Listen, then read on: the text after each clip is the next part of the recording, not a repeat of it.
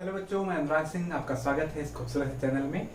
हम लोग ने इसके पहले लेक्चर में कवर कर लिया है कि कैसे आप टेंजेंट का इक्वेशन लिखते हो, कैसे बताते हो कि किसी पॉइंट पे टेंजेंट कितना है, या कैसे बताते हो कि टेंजेंट का स्लोप कितना है।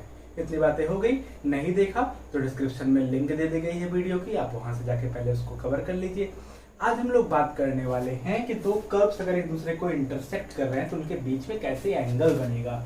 सपोज जो है आपके पास ऐसे कुछ है और एक कर्व आपका गया है ऐसे, दूसरा कर्व गया है ऐसे, दोनों ने इंटरसेक्ट कर दिया। इस पॉइंट पर इंटरसेक्ट किया है, पॉइंट पी पर। अब कर्व के बीच में कैसा एंगल, टेढ़ी लाइन के बीच में तो एंगल होगा नहीं, एंगल तो होगा सीधी सीधी लाइन के बीच में। तो जिस पॉइंट पे इंटरसेक्ट किया है वहां से हमने ड्रॉ किया एक टेंजेंट। ठीक, ये टेंजेंट कुछ एंगल बनाएगा, ठीक है, बनाने दीजिए। इस पॉइंट पे इंटरसेक्ट किया तो इस कर्व के लिए भी हमने ड्रॉ कर दिया एक टेंजेंट। तो दोनों टेंजेंट के बीच में जो भी एंगल आएगा वो कर्व के बीच में एंगल बोला जाता है। तो कर्व के बीच में एंगल क्या होता है? दोनों टेंजेंट के बीच में का एंगल ही कर्व के बीच का एंगल है। तो बिल्कुल परेशान होने की बात नहीं है, काम बहुत सीधा सा है। देखिए, स्लोप निकालना आपको आ गया, आपको कर्व दिया रहेगा। जैसे ये मान लीजिए कर्व है C1 और ये वाला कर्व है C2। ठीक, ये दोनों कर्व है। हमने पहले वाले कर्व को स्लोप को डिनोट कर दिया dy/ds, किसके लिए? C1 के लिए। और दूसरे वाले कर्व के स्लोप को डिनोट कर दिया dy/dx, किसके लिए? C2 के लिए। कर्व C1 और कर्व C2 के लिए, दोनों के लिए आप टेंजेंट का स्लोप पता कर सकते हो। अच्छा, ये वाला टेंजेंट जो है, ये मान लीजिए कि कुछ एंगल बना रहा है। सपोज ये क्या बना रहा है? साई बना रहा है। ये वाला कुछ एंगल बना रहा है, सपोज क्या बना रहा है? फाई बना रहा है। और इन दोनों टेंजेंट के बीच में जो एंगल है उसको हमने बोल दिया कि ये थीटा है। तो tan थीटा इक्वल टू, दो लाइन के बीच में अगर एंगल निकालते हो tan थीटा इक्वल टू, तो आप क्या बोलते हो? m2 minus m1 upon 1 plus m1 m2, ये चीज बोलते हो। m2 minus m1 upon 1 plus m1 m2। पहले वाले स्लोप को मैं बोल दे रहा हूं कि ये है भैया m1, और दूसरे वाले स्लोप को बोल दे रहा हूं कि ये है m2। और दोनों के बीच में आपको एंगल चाहिए।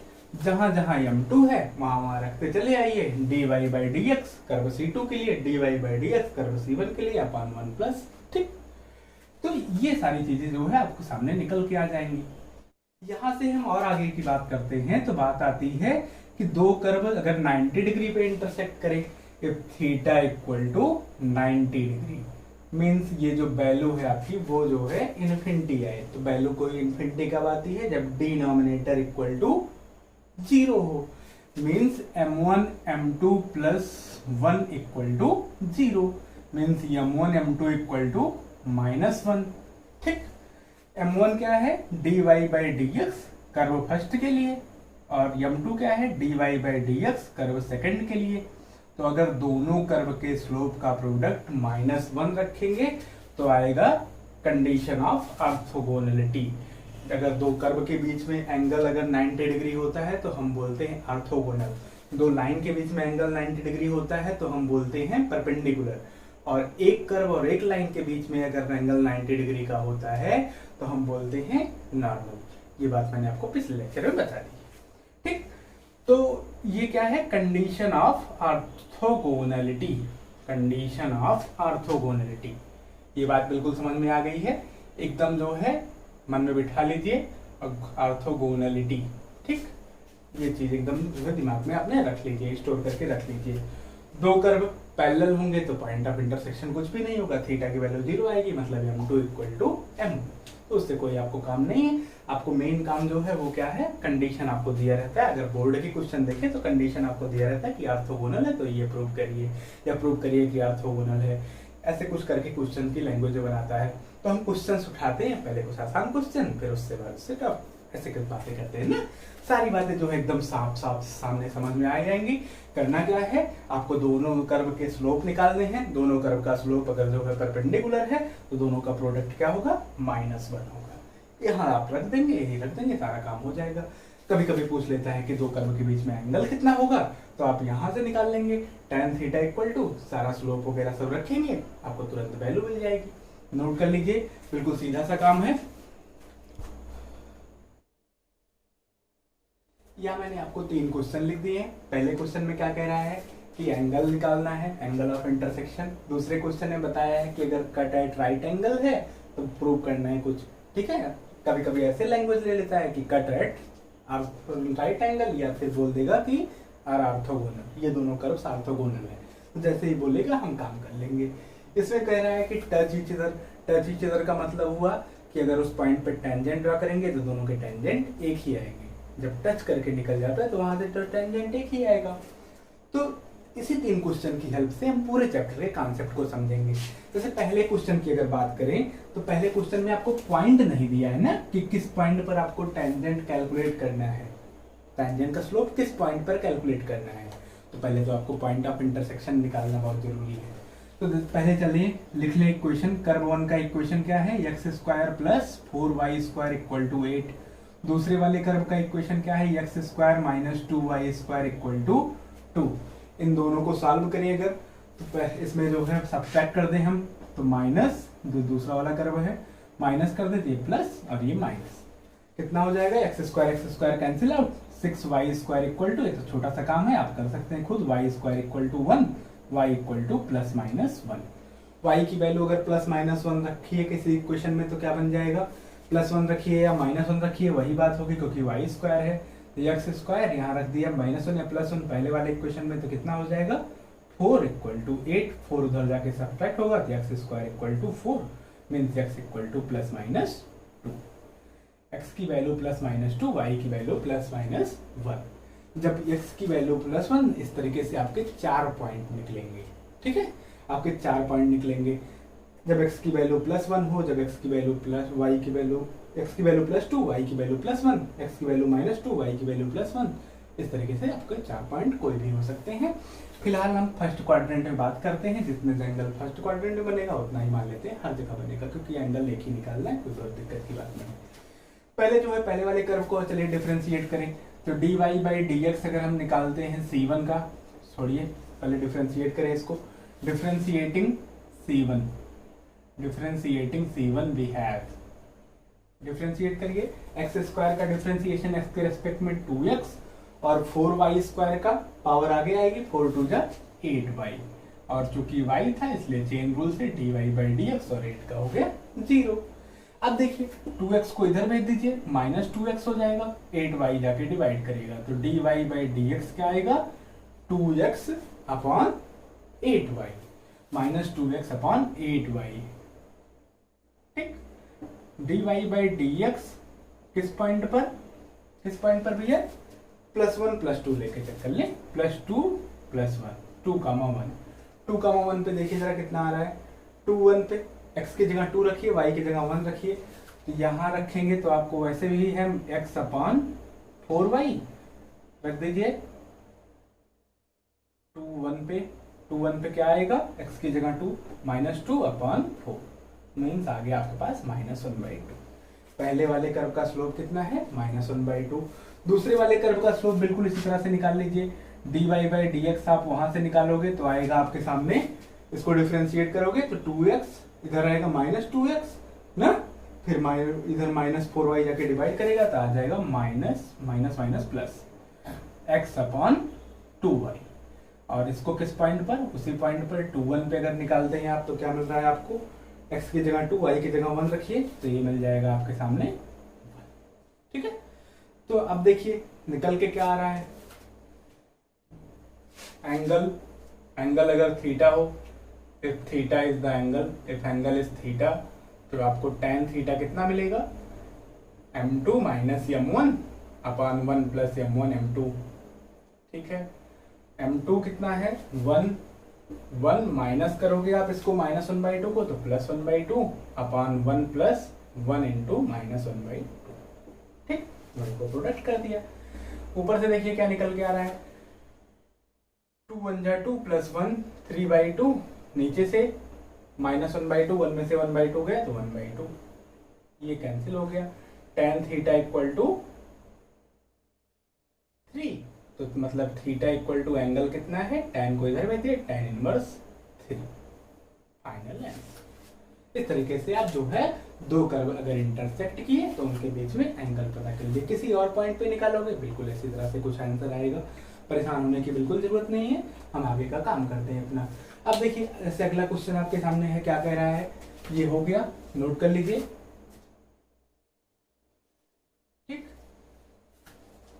आगे के क्वेश्चन में करते हैं क्या, देखिए जैसे दूसरे क्वेश्चन ने बोल दिया है कि राइट एंगल है, राइट एंगल है तो हम क्या करेंगे, राइट एंगल का काम है हम पहले जो है पॉइंट ऑफ इंटरसेक्शन कैलकुलेट करेंगे, क्योंकि यहाँ भी पॉइंट ऑफ इंटरसेक्शन आपको नहीं प्रोवाइड किया गया है, तो पॉइंट ऑफ इंटरसेक्शन निकालने के लिए दोनों को पहले सॉल्व करना पड़ेगा।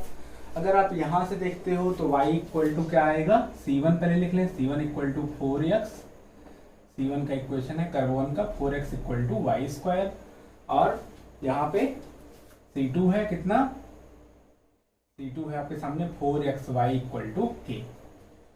सॉल्विंग वी गेट 4x की जगह रख दीजिए वाई स्क्वायर, तो y square into y, solving इसको फर्स्ट बोल दे रहे हैं, इसको second, solving we get y square into y equal to k, y cube equal to k, means y equal to k to the power 1/3। अच्छा ठीक, तो अगर ये हो गया y to the y equal to k to the power 1/3, तो x की value क्या हो जाएगी, x की वैल्यू है वाई स्क्वायर बाई 4, तो x इक्वल टू हो जाएगा वाई स्क्वायर बाई 4, पहले इक्वेशन से y की जगह रख दीजिए के टू द पावर 1/3, तो आ जाएगा के टू द पावर 2/3 अपॉन 4, ये हो गया x की वैल्यू। हेंस कौन सा है पॉइंट ऑफ इंटरसेक्शन, हेंस ये जो है k to the power 2/3 upon 4 comma k to the power 1/3 is point of intersection. ठीक, अब इस पॉइंट ऑफ इंटरसेक्शन की हेल्प से हम क्या करेंगे, कैलकुलेट करेंगे कि हमारा ये कितना है स्लोप पहले वाले का, dy बाई dx अगर निकाले पहले वाले का, तो जरा पहले वाले को डिफरेंशिएट कीजिए, डिफरेंशिएटिंग 1 क्या मिलेगा, 4x का डिफरेंशिएशन 4 आ गई, x का 1, y स्क्वायर का 2y dy बाई dx। यहां से देखिए dy by dx equal to कितना आ जाएगा, 2 जाके डिवाइड करेगा, 2 2 जा 4, y भी जाके डिवाइड करेगा 2 upon y, dy by dx किस पॉइंट पर, इस पॉइंट पर k to the power 2/3 upon 4 k to the power 1/3, तो आपके सामने मिलेगा रिजल्ट आपको, y की वैल्यू है, y की जगह पर ये पॉइंट रख दीजिए, x की जगह कुछ है ही नहीं, तो आपको मिलेगा 2 upon k to the power 1/3। ठीक, छोड़ दीजिए यहीं पे, ये पहला वाला तरफ हो गया। डिफरेंशिएटिंग 2 क्या मिलेगा आपको, जरा इसको डिफरेंशिएट करिए, 4 कांस्टेंट है बाहर, फर्स्ट फंक्शन x, y का differentiation dy by dx, second function y और x का डिफरेंशिएशन 1 और k का डिफरेंशिएशन 0। इधर भेजिए जरा, 4 जाके डिवाइड करेगा 0 में, 0 हो गया, y इधर आएगा माइनस y, x जाके डिवाइड करेगा, तो dy बाई dx आपको मिलेगा माइनस y बाई x। जरा वैल्यू पुट करिए y की जगह और x की जगह पे, तो क्या मिलेगा, minus k to the power 1/3, k to the power 1/3 upon x की जगह पे k to the power 2/3 upon 4, 4 जाएगा आपको ऊपर, -4 और k टू द पावर वो भी ऊपर ले लीजिए, 1/3 में से 2/3 सब्सट्रैक्ट हुआ तो -1/3, ये हो गया इसका स्लोप। क्योंकि कर्व राइट एंगल पे इंटरसेक्ट करता है, इसलिए जो है क्या होगा, सिंस, ऐसे लिखिए, since curve intersect at right angle, तो दोनों के स्लोप का प्रोडक्ट कितना आएगा, -1। दोनों का स्लोप आपको पता है, प्रोडक्ट कर दीजिए, पहले वाले का स्लोप कितना है, 2 upon k to the power 1/3, ऐसे लिख लें, 2 into k to the power -1/3 ना, ये है -4 into -4 k to the power -1/3 is equal to कितना, -1। इस माइनस से वाला माइनस बैलेंस, 4 2 जा 8 और k to the power 2/3 minus 2/3 equal to 1। 8 जाके डिवाइड करेगा और ये 1/k to the power 2/3 equal to 1/8। Reciprocal कर लीजिए, k to the power 2/3 equal to 8। तो k इक्वल टू कितना हो गया, 8 टू द पावर 3/2। अब 8 पे पावर 3/2 कैलकुलेट करना है आपको, लेकिन k स्क्वायर प्रूव करना है ना, तो k स्क्वायर इक्वल टू 8 पे क्यूब, 8 पे क्यूब होता है 512। ठीक, कितना सिंपल सा काम था। आपने किया क्या, पहले तो पॉइंट ऑफ इंटरसेक्शन अगर ना दिया हो तो पॉइंट ऑफ इंटरसेक्शन निकालिए, फिर पॉइंट ऑफ इंटरसेक्शन निकलने के बाद उस पॉइंट पे जो है कर्व के स्लोप्स को कैलकुलेट कीजिए। बोला है कि राइट एंगल है तो राइट एंगल की कंडीशन लगा दीजिए या ऑर्थोगोनल की कंडीशन लगा दीजिए, नहीं बोला है तो आप एंगल निकाल लीजिए। ठीक है, एंगल से भी अगर आ जाएगा तब भी काम हो जाएगा, वहां से भी अगर 90 डिग्री प्रूव करना रहता तो एंगल निकाल लेते हैं। ये काम होता है हमारा बेसिकली। आप इसको कर लेंगे बहुत आराम से, हमको भरोसा है। इसको जल्दी से नोट करिए, आगे बढ़िए, अगला क्वेश्चन खुद से ट्राई कीजिए, इसका आ जाए आंसर लिखिए, वीडियो रोक दीजिए, आंसर लिखिए कमेंट बॉक्स में, पता तो चले कितने लोगों को आ रहा है। और अच्छा, आइए आगे बढ़ते हैं। अगला क्वेश्चन आपसे कह रहा है कि ये दोनों कर्व एक दूसरे को टच करते हैं, ये बात हमको प्रूव करनी है ना। करते होंगे हमसे क्या मतलब, चलिए करते हैं prove. X y equal to 4 और x square plus y square equal to 8, ये दोनों अगर एक दूसरे को टच करते हैं तो क्या होगा, हो सकता है स्लोप बराबर हो, ये तो आगे की बात हो गई। अगर टच करते हैं तो दोनों एक दूसरे को सेटिस्फाई करेंगे। मतलब अगर हम यहां से रखते हैं y इक्वल टू 4/x तो वो इस इक्वेशन को सेटिस्फाई करेगा। देखते हैं, पहले तो पॉइंट ऑफ इंटरसेक्शन निकाल ले। Point of intersection, point of intersection, उसके लिए काम करना है। चलिए हेडिंग बना दिया, लिखने का तरीका और स्टैंडर्ड कर दिया। C1 कर्व पहला क्या है, एक्स वाई इक्वल टू 4, इसको फर्स्ट इक्वेशन बोल दिया। दूसरा कर्व क्या है, x square plus y square equal to 8, इसको हमने सेकंड बोल दिया। अब इन दोनों का पॉइंट ऑफ इंटरसेक्शन निकालिए। यहां से जो है y की वैल्यू निकाल के यहाँ पे रख दीजिए। तो पहले वाले कर्व से निकला कितना, y इक्वल टू 4/x, यहाँ रखिए एक्स स्क्वायर अब प्लस 4/x का स्क्वायर करेंगे तो 4 4 जा 16 और x का square, x square equal to 8। पूरे इक्वेशन में 4x स्क्वायर से मल्टीप्लाई कर दीजिए, x to the power 4 plus 16 equal to 8x square, इधर लेके आइए 8x स्क्वायर को, x to the power 4 minus 8x square plus 16 equal to 0। X square में क्वाड्रेटिक है, एक्स स्क्वायर की वैल्यू क्या आ जाएगी, आपको आता है, सिंपल सा काम है, निकाल लीजिए। कितना निकाल लें, 4 4 जा 16, तो बनेगा ये x square minus 4 whole square equal to 0। Means x square equal to 4, means x equal to plus minus 2। अगर एक्स की वैल्यू प्लस माइनस 2 तो वाई की वैल्यू, जब एक्स की वैल्यू प्लस 2 तो y इक्वल टू क्या है, 4/x, तो y की वैल्यू भी प्लस 2। जब x की वैल्यू माइनस 2 तो y की वैल्यू भी माइनस 2। ठीक, ये दो पॉइंट। पहले वाले कर्व के लिए स्लोप निकालें, स्लोप्स, ये भी हमने हेडिंग बना दिया, अलग से काम कर रहे हैं, स्लोप्स निकालते हैं इसका। पहले वाले कर्व का स्लोप अगर आप देखते हैं, डिफरेंशिएट कीजिए तो क्या हो जाएगा, first function x differentiation of y dy by dx plus second function y differentiation of x1 equal to g, 4 का 0। इधर भेज दीजिए y को, x जाके डिवाइड करेगा, dy by dx is equal to minus y by x। dy by dx जरा 2 2 पे calculate कीजिए, dy by dx एट 2, 2 कितना आ रहा है, -2/2 मतलब -1। ठीक, ऐसे ही पहले वाले कर्व के लिए निकाले, दूसरे वाले कर्व के लिए डिफरेंशिएटिंग सेकंड वाले को डिफरेंशिएट कीजिए तो क्या मिलेगा, एक्स स्क्वायर का डिफरेंशिएशन हो गया 2x, वाई स्क्वायर का हो गया 2y dy बाई dx और 8 का हो गया 0। 2x इधर जाएगा माइनस में होगा, 2y जाके डिवाइड करेगा तो dy by dx is equal to minus x upon y। ठीक, x की जगह वैल्यू रखिए, x की वैल्यू रखिए 2, y की वैल्यू भी रखिए 2, तो dy by dx at 2, 2 is equal to -1।